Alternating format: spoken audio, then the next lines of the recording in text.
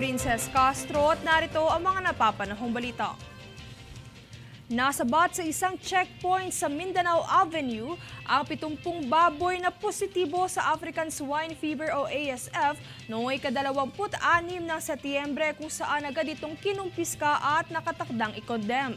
Samantala, patuloy naman ang Bureau of Animal Industry o BAI sa pagpapatupad ng mga checkpoint upang pigilan ang pagkalat ng ASF at protektahan ang industriya ng baboy sa bansa.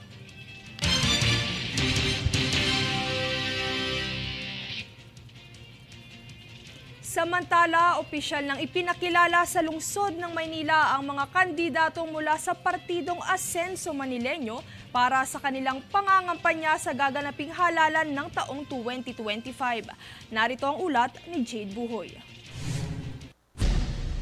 Nagpulong ang partido ng Asenso Manileño noong ika-27 ng Setyembre upang formal na ipahayag ang kanilang mga kandidato para sa nalalapit na halalan sa Mayo sa susunod na taon. Pinangunahan ni na Mayor Hani Lacuna at Vice Mayor Yul Serbo ang nasabing kaganapan kung saan sila ay parehong tatakbo muli sa kanilang mga kasalukuyang posisyon. Kasama rin sa kanilang line-up ang mga kandidato para sa 6 na distrito ng Kongreso at 36 na pwesto sa konseho ng lungsod. Ginanap ang pagpupulong sa San Andres Sports Complex noong alas 3 ng hapon kung saan dinaluhan ito ng lahat ng miyembro ng partido. Samantala sa kasalukuyang konseho, 20 sa mga konsehal ay bahagi ng Asenso Manileño, habang ang 5 kinatawan ng partido sa Kamara ay namumuno ng iba't ibang komite. Jade Buhoy, nag-uulat para sa One Media Network.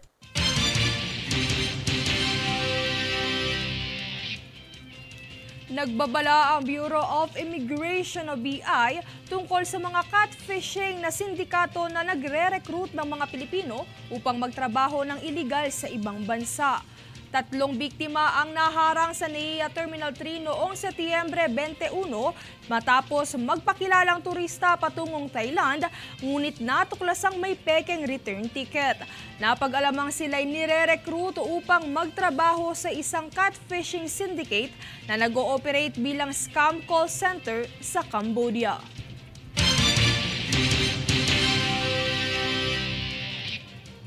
Kami ang boses ng pagbabago. Ako si Princess Castro at ito ang News Force. Sa ulo ng mga balita, COMELEC nangakong re-resolbahin ang mga insidente ng nuisance candidates. Annual solar eclipse sa Pilipinas, asahan sa ika-2 ng Oktubre. PCO nilinaw na label pin ang inabot kay PBBM sa isang viral video.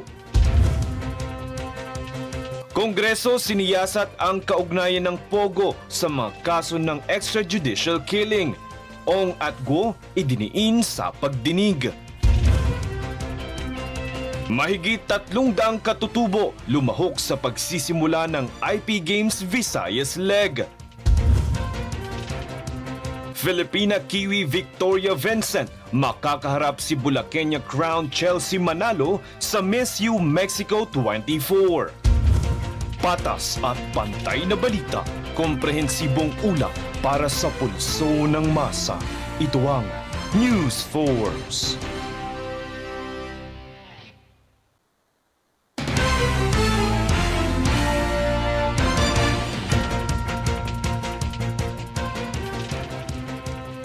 Ako si Princess Castro at narito ang mga napapanahong balita. Nasabat ng Bureau of Customs NAIA kasama ang PIDEA at NAIA IAD-ITG ang 5 parcel na naglalaman ng illegal na droga na nagkakahalaga ng 1.4 million pesos sa Central Mill Exchange Center sa Pasay noong Setyembre 26. Ayon sa ulat, 4 sa mga parcel ay naglalaman ng 27 vape cartridges na may cannabis oil habang ang isa ay naglalaman ng 1,000 at 49 na gramo ng kush. Ang mga droga ay sinuko na sa PIDEA para sa karagdagang investigasyon at posibleng pagsasampa ng kaso.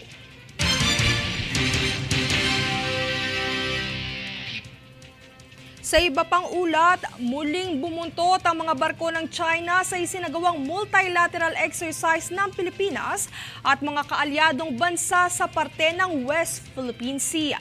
Pahayag naman ng Armed Forces of the Philippines o AFP, hindi ito humadlang sa misyon ng nasabing joint exercise. Para sa detalye narito si Francis Riodique. Muling namataan ng Armed Forces of the Philippines o AFP ang presensya ng mga barko ng China sa Baho de Masinloc nitong nakaraang Sabado. Kasabay ito ng Multilateral Maritime Cooperative Activity o MMCA sa pagitan ng Pilipinas, Australia, Japan at New Zealand. Ayon sa AFP, binuntutan ng mga barko at aircraft ng China ang isinagawang joint exercise sa parting ito ng West Philippine Sea. Ayon kay AFP spokesperson Colonel Francel Margaret Padilla, wala naman umanong panganib na idinulot ang aksyong ito ng China. Hindi umano ito naging hadlang sa misyon ng joint exercise kaya naging matagumpay ito. Ito ang ika-4 na beses na isinagawa ang nasabing multilateral exercise. Ang naturang aktibidad umano ay patunay ng kooperasyon ng mga magkakaalyadong bansa para sa pagpapalakas ng depensa, kakayahan at diplomatikong relasyon ng mga bansa. Francis Riodique, nag-uulat para sa One Media Network.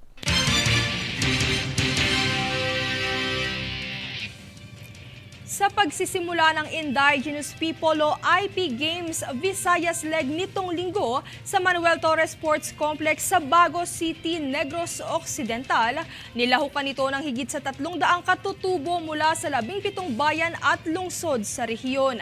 Bukod dito ay nakisaya rin si Philippine Sports Commission Chairman Richard Bachman sa mga miyembro ng IP na nagpamalas ng ilang tradisyonal na mga laro. 10 tradisyonal na laro tulad ng bangkaw, pana, firemaking, trumpo, panitlubi, kadang-kadang, palo sebo, tumba patis, bayo gisig at galing mais ang mga larong inihanda para sa kanila.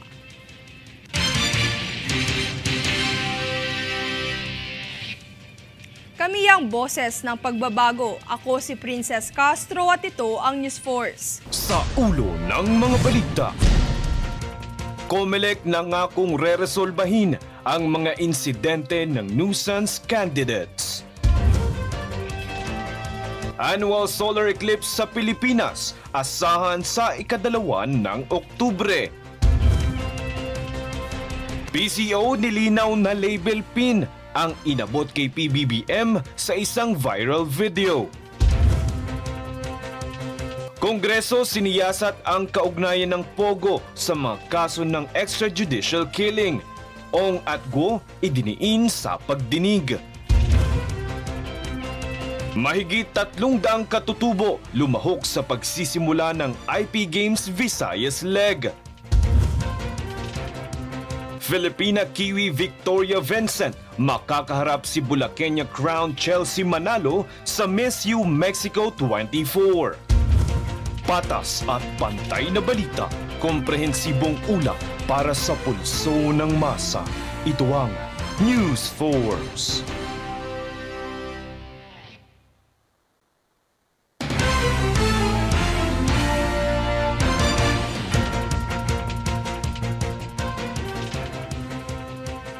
Ako si Princess Castro at narito ang mga napapanahong balita.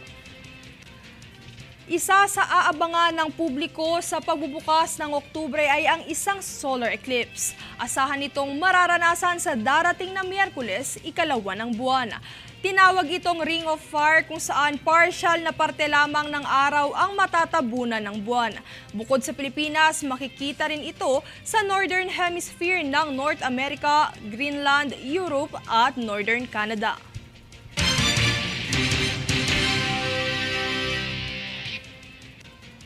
Pinarangalan ng isang online travel agency ang Cebu at Boracay bilang top search beach getaway sa Southeast Asia. Ang detalye tunghayan sa aking ulat. Napabilang sa top 10 most searched beach destinations sa Southeast Asia ang isla ng Boracay at Cebu. Ito ay matapos i-anunsyo ng isang online travel agency na Agoda kamakailan ng 2 destinasyong ito sa bansa ang ilan sa mga bakasyonang napabilang sa listahan ng kanilang kumpanya. Karagdagang impormasyon, ang Agoda ay isang online platform para sa mga nais mag-book ng kanilang travel destination saan mang sulok ng mundo na may akomodasyon, flight at iba pang turistang serbisyo. Pasok sa ika-9 na puwesto ang Boracay na sinundan ng Cebu sa ika-10 spot. Kaugnay nito ay malugod naman na tinanggap ng Department of Tourism o DOT ang karangalang ito kung saan binigyang diin ng kagawaran ang lumalaking pandaigdigang interes at pagkilala sa pinakamagandang beach destination sa bansa. Bukod dito ay mabilis din umano na naging top of mind destination para sa mga turista ang pagkakabilang sa top list ng mga naturang puok pasyalan. Samantala, patuloy naman ang DOT sa pagpapabuti ng mga serbisyo para sa mga turista sa bansa, kung saan kamakailan lang ay formal na binuksan ang bagong tayong Muslim-friendly tourist rest area sa probinsya ng Sulu. Princess Castro nag-uulat para sa One Media Network.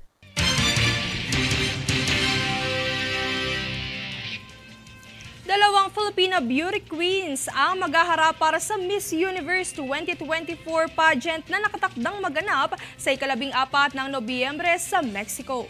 Ito ay matapos maitanghal bilang Miss Universe New Zealand ang Filipina Kiwi at dating kumatawan sa Bacoor City na si Victoria Velasquez Vincent. Dati nang inalok ng New Zealand si Vincent na kumatawan sa Miss U noong 2021, ngunit tinanggihan niya ang titulo at sumali sa Pilipinas sa parehong taon kung saan pinarangalan siyang Miss Universe Philippines Charity. Ngayong taon muli siyang sumubok sa Pilipinas ngunit bigong manalo kay Miss U Philippines Chelsea Manalo ng Bulacan. Gayunpaman, pinalad si Vincent na irepresenta ang New Zealand kung saan makakaharap niyang muli ang Bulaqueña crown para sa titulo sa international pageant.